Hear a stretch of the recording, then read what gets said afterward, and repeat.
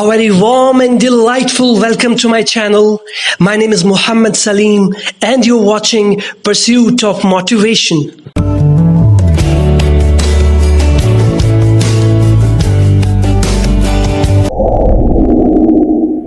Today in this video, we're going to learn the first lesson of NCERT book Honeydew of Class 8th. The name of the lesson is The Best Christmas Present in the World, written by Michael Morpurgo. In this video, I'll cover the part 2 of this lesson. For part 1, watch my previous video. And you can subscribe my channel if you like what I do. I hope you all are exuberant to learn the part 2 of this lesson. So, let's get started. Before we move ahead, let's quickly recap the story. The narrator of the story buys an old desk and finds in it a letter written by an English soldier, Jim Macpherson, to his wife, Connie Macpherson. In the letter, Jim had written about an incident that had happened on the day of Christmas in the battlefield, when the soldiers of the two countries played a football match and enjoyed each other's company and shared their views on wars and conflicts between the countries. And both Jim and Hans Wolf agreed that there should be a football match for resolving the disputes among the countries. Now, let's move ahead with the story. No one dies in a football match.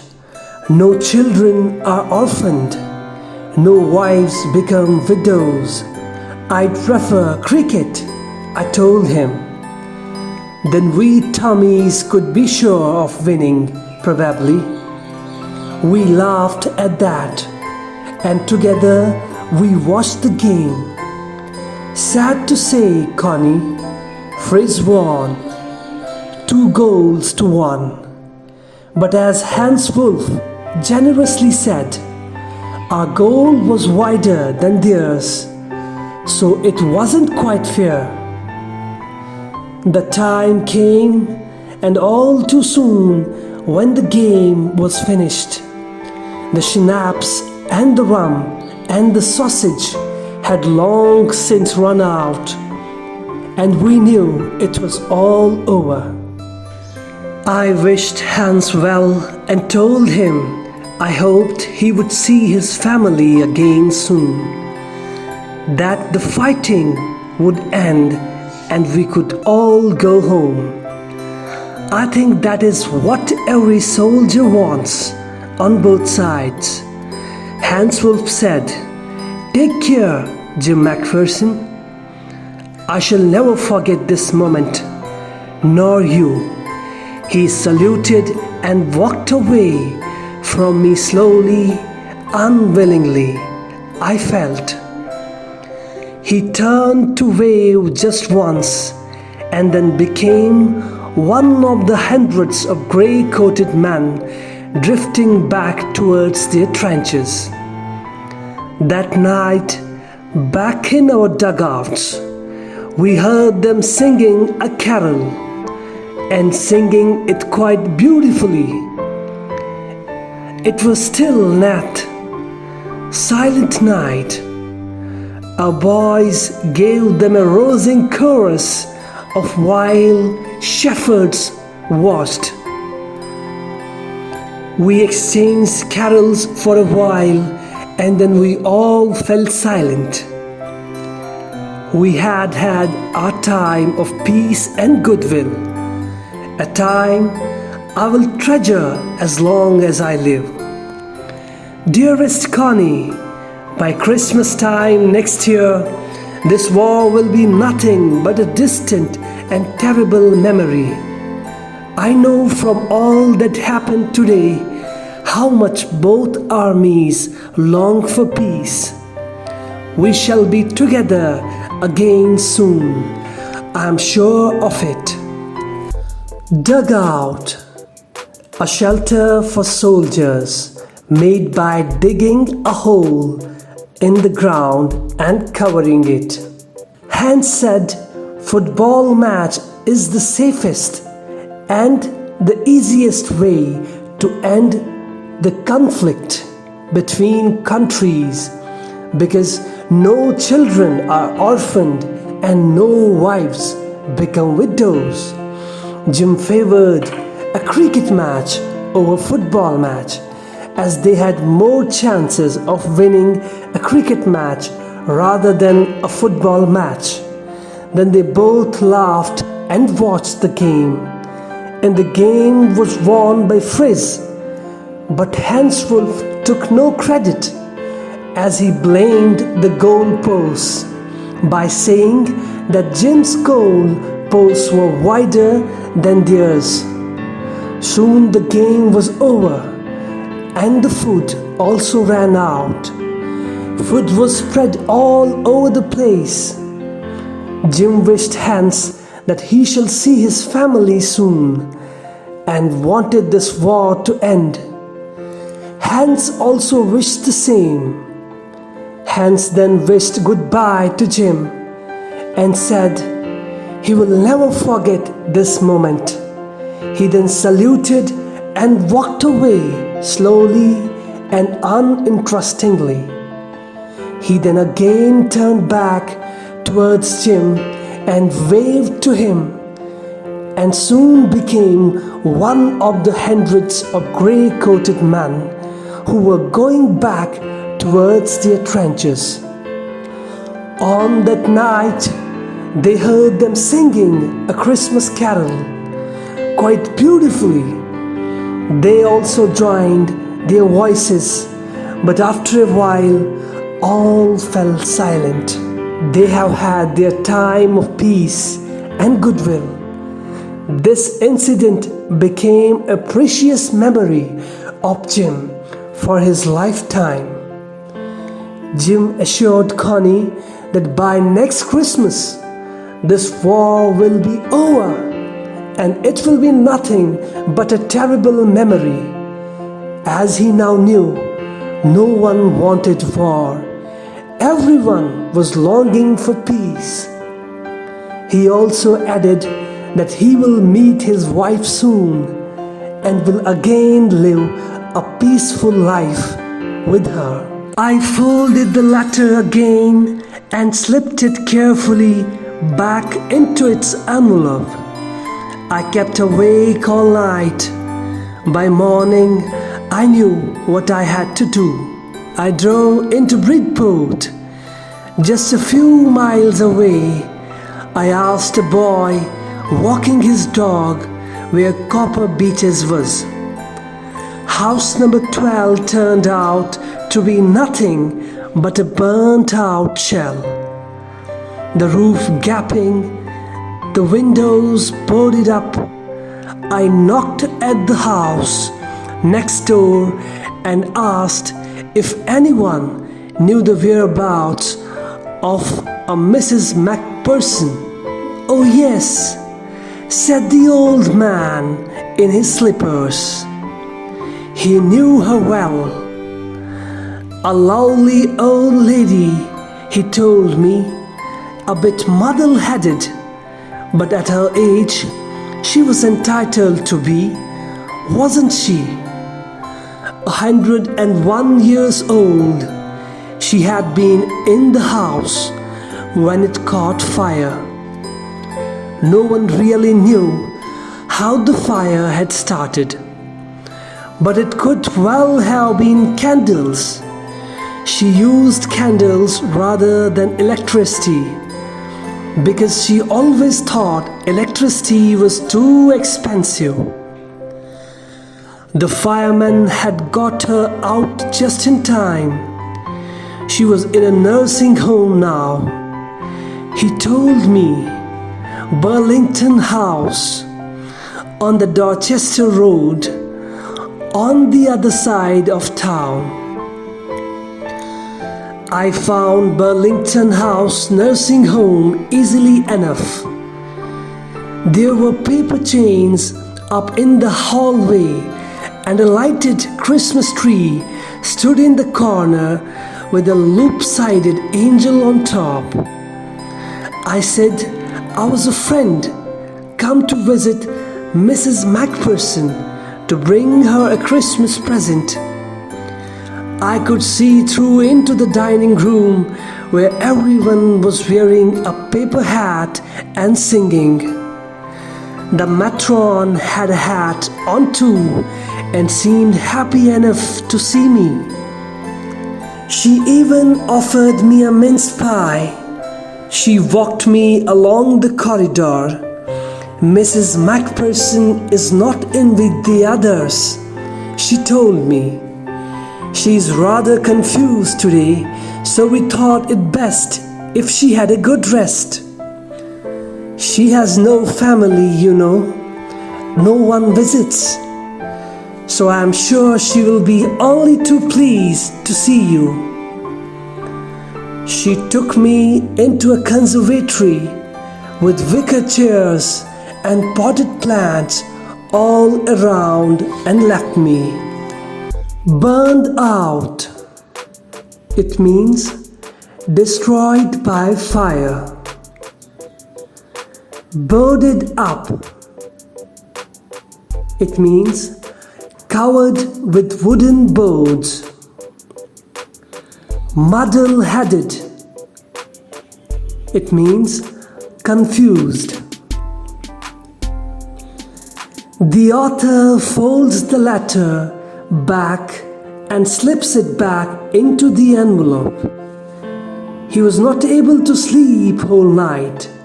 By next morning, he drove to Bridport, which was a few miles away. He inquired about the address, but he found nothing there except a burnt house. He asked the next door neighbors about Mrs. Macpherson. The neighbor gave him some information about her, that she is a confused lady, but maybe because of her age, as she was 101 years old. He also told him she lived in the house, but due to fire accident, she was shifted to nursing home. And the reason for fire was a candle, as she preferred candles over electricity. She thought electricity was way too expensive for her. The neighbor gave him the address of nursing home where Mrs. Macpherson was shifted. When he reaches the nursing home, it was well decorated with paper chains and a Christmas tree. He inquired about Mrs. Macpherson. He referred himself as her friend who has visited her to give her a present. Author saw everyone enjoying and singing. Then matron came. She walks the author through the corridor. She told him that Mrs. Macpherson has no family and no one visits her. She will be happy to see him. She then left author in the conservatory. The old lady was sitting in a wheelchair, her hands folded in her lap. She had silver white hair pinned into a wispy bun. She was gazing out at the garden. "Hello," I said. She turned and looked up at me vacantly. "Happy Christmas, Connie," I went on. "I found this. I think it's yours."